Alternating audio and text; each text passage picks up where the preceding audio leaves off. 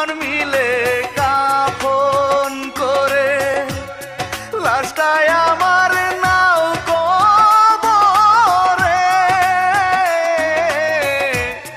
নিজের হাতে মাটি দিও আমার কবরে।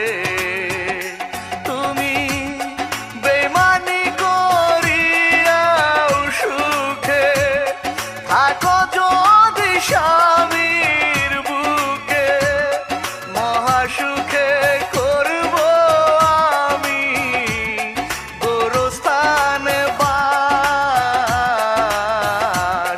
কেমন করে দেখিবে